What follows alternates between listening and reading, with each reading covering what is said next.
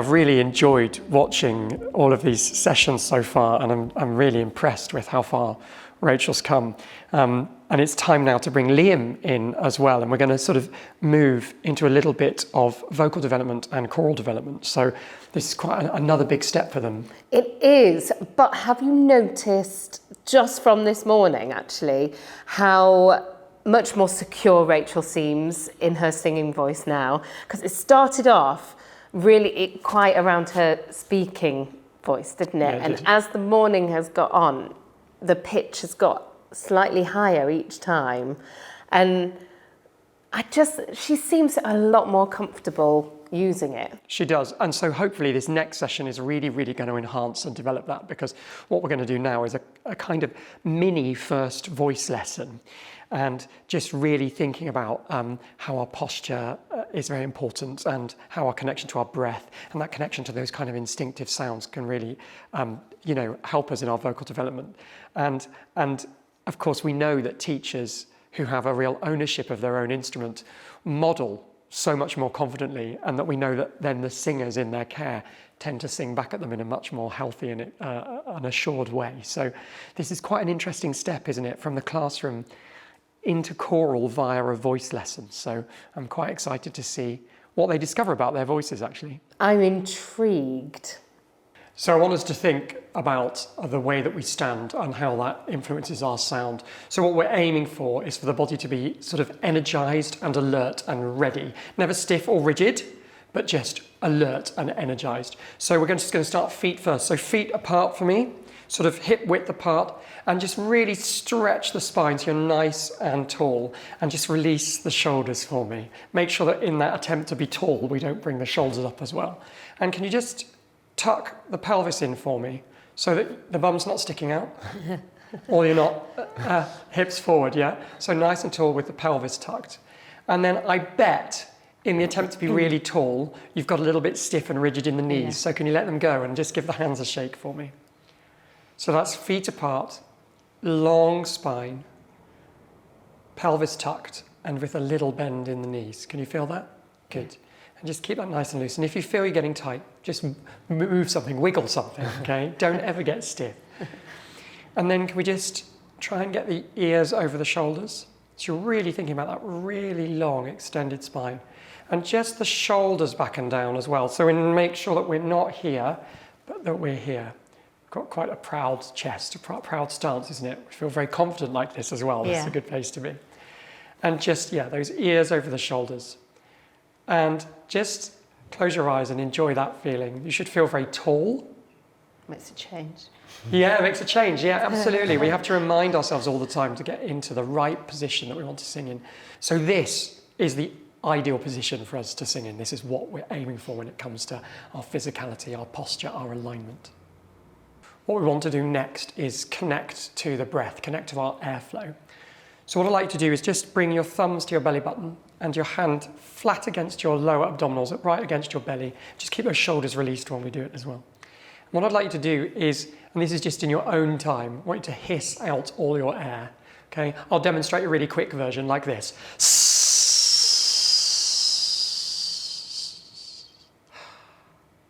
And you notice what I do at the end? I hiss out all my air, then what happens? You took a breath in. I take a breath in. Now that breath should be a reflex breath, because if we get rid of all of our air, what we want to do, it's a good thing because it keeps us alive. What we want to do is we want to feel that lovely reflex and breathe in. It's not a sort of active intake of breath. I'm not doing Does that make sense? Yeah. Can we try it? So this is in your own time, just hiss out all your air to a nice and if you finish before everyone else, you can just do it again and get used to that feeling of hissing out the air and then that lovely release moment that we feel really low down. Let's give it a go. Let's do it together. And hissing out all that air and working these muscles down here when you get to the end. Really great. And then when you get to the end, brilliant work, right? Oh, it's fantastic, the concentration on your face. So, really good. So what I'd like you to do now is we're going to do that again. But this time, I'd love that breath to also, I'd love to be able to see it up here. So, and I'd like you to aim for a kind of pleasantly surprised mouth shape, like this. Yeah? So just, you can open the mouth. You don't need to breathe in. slyly through the nose, and you don't need to, certainly don't breathe in through the teeth. That's a very different kind of breath, isn't it? There's a real tension in that breath already. Oh dear, what's happening now? Okay, so we'll try that once again. And when you get to the end of that hissing out, and you felt these muscles work and you let them go, okay, there's that wonderful release moment. And then there's that wonderful need to take air in, isn't there? What I want you to do is make sure that you allow that breath to come in through a lovely oval, open mouth shape. Can we try that again? Here we go. Hissing out for me. Get that air flowing all the way out, staying nice and open, nice and free, not rigid. Lovely. Oh, we're going to do that again. That was so good. Really good. Yeah, let's try exactly that again. Really aiming for that open mouth. Just give me a yawn, actually. Give me a... That's the size I want to see, right? And at the moment, I'm seeing a sort of... I'm just going to take a slightly nervous breath in, okay? So see if you can connect that reflex moment to that. And think pleasant surprise. Think, oh, how wonderful. Okay, here we go. That's hissing out. Really, when we get to the end of that breath, really using these muscles all the way down here. Lovely. Oh, that was wonderful. It was like a Mexican wave. That was a Mexican wave of that beautiful surprise breath. Okay, can you feel these muscles working down here? Yeah. Okay, it's really exciting because that's where we want the energy to be coming from for that breath, okay? So we're going to try just exactly the same thing but with some different sounds now. So it's exactly the same exercise. And what I want you to think about is using these muscles down here to support that airflow, especially towards the end when we're running out of breath. It's really great. What I've noticed is none of you are, what we often see our children do is crushing themselves down. You guys are being really brilliant with your posture, just saying really lovely and really open. Just check those knees are nice and loose as well. So same thing. This time I'd like to go out to a, yeah, here we go, and really hissing. Oh, that's wonderful. That's such a wonderful breath. Let's try one more. Can we try it to a shh? Yeah, here we go. Careful now. That was a bit of a nervous one. Did you hear that? Yeah. Did you hear the difference? We went, Yeah. and the shoulders, and I heard the noise of the breath, okay? Yeah. The breath doesn't need to be completely silent, but it does need to be as quiet as possible because any noise gives away that we may be being quite tense. Yeah. So here we go. Let's try one more time. Here we go. And we're going out to, aren't we? Here we go. And really puffing out all that air. And then using these muscles when we need them and then letting them go. Oh, that was wonderful. That was such a wonderful intake of breath from you. Does it feel good? Yeah. It's quite fulfilling, isn't it? So what you're feeling there is the low breath, what singers and coaches call the low breath. They mean feeling it in the belly and making sure that it's never in the chest and the shoulders.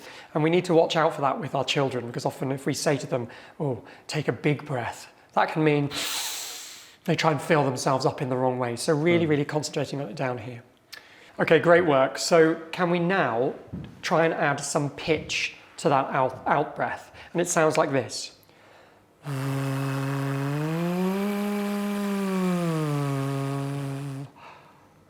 So you see what remains the same is that lovely release moment. And we're just sliding there across a fifth. That's from do to so and back down to do again, okay? Should we give that a go? Here we go.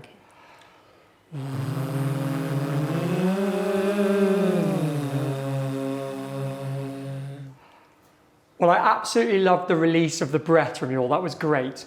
But something happened there that often happens when male teachers or female teachers with lower voices are working with children, which is you copied my pitch exactly. So I've got a mature male voice. Our children want to sing a lot higher, don't they? They want to sing really the octave above that. So can you two mimic that and actually be up in that child singing range? That's going to sound much better for you and be much more comfortable for you. Here we go. Let's try that again. Same thing. Here we go.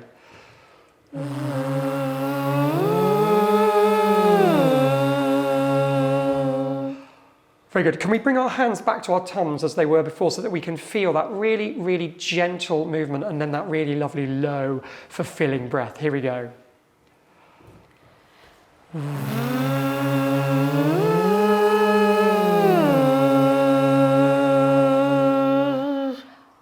Lovely. Let's take it up. I'm going to take it up. Have a listen.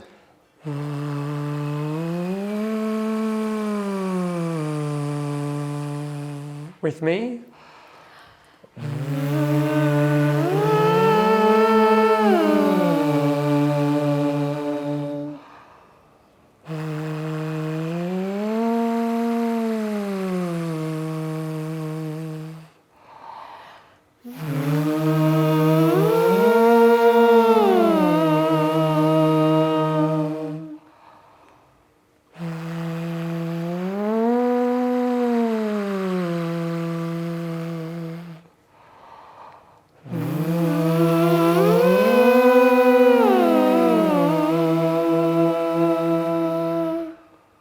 Lovely. So can you feel there how we have control of the pitch? We can slide really gently. We've got that lovely, lovely smooth airflow.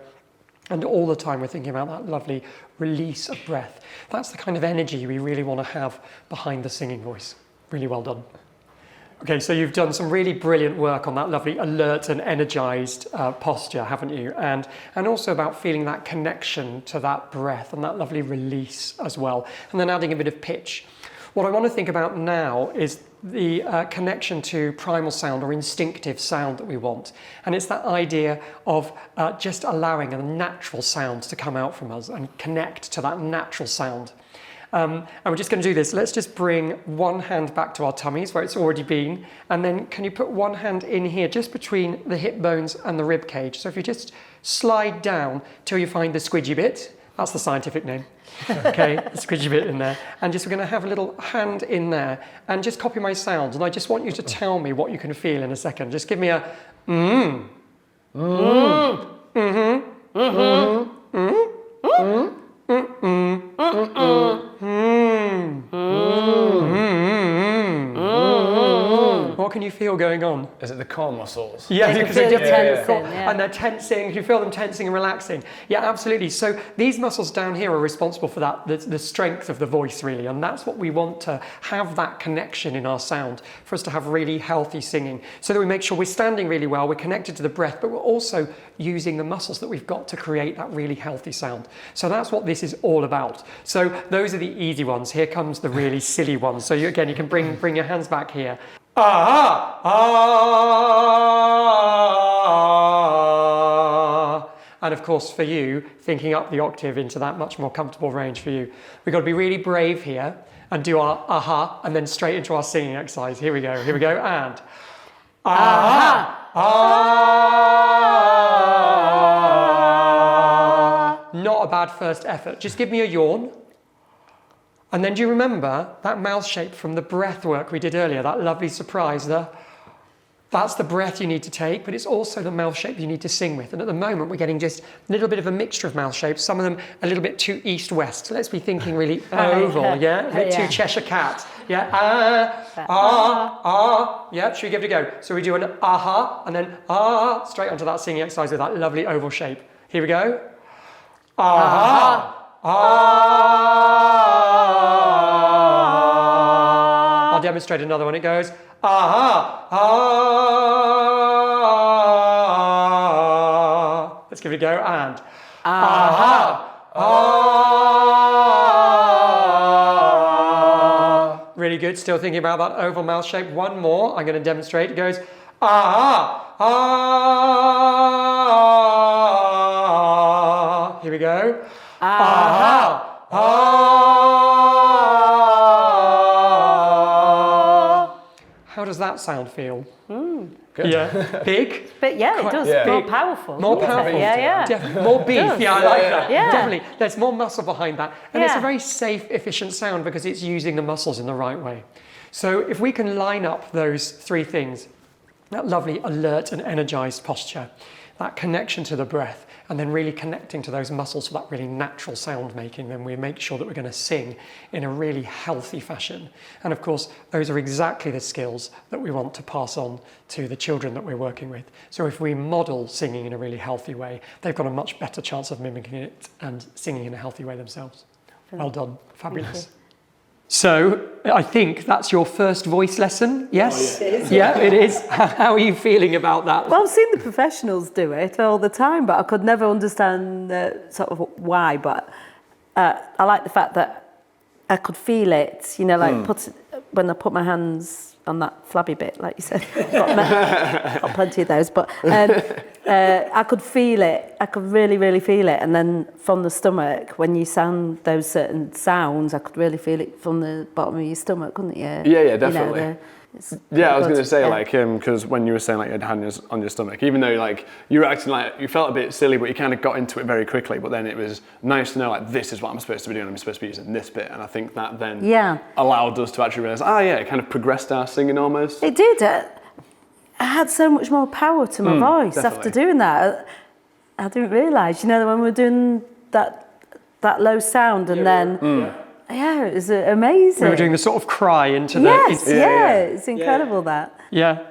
Well, I mean, we're primed as human beings to be able to actually sing really well because, if we align ourselves properly and we use the air well and we actually rely on the muscles that are meant to help us with singing, we actually do. We've got a lot of power. There's a lot of energy there. Yeah. It's just about knowing where it is and what it feels like. And yeah, it can feel a bit strange at first. Yeah. And I think what's really exciting about that is that those strange, funny sounds, well, you're never going to have a problem making a room full of primary school children engage with those sounds. They want to do that. So, we've got such an easy route into when we're working with them, when we're warming them up and when we're preparing their voices. We've got such an easy route into helping them really develop as well. What did you think, Jenny, sitting back watching? I always find it fascinating that the small amount of singing that you actually do when you are starting to do your mini voice lesson. So it's all those sounds and the breathing and the muscles and the posture. And the actual singing comes at the very end. But I really loved your exercise with the kind of crying sound, because the crying voice is so incredibly close to a singing voice, isn't it? And I find that sort of thing utterly fascinating. Yeah, it's amazing, isn't it? We have that sound really naturally within us. We don't have to think how to make it. I didn't have to teach you how to make it. It's right in there. And it's right next door to singing, isn't it? It's right next door. It was, it just flowed into it, didn't it? Oh, well, I like that. That's what we want to hear. Just flowed into it. Get the body in the right position. Technical term, but it felt like It'll that. do. It'll do.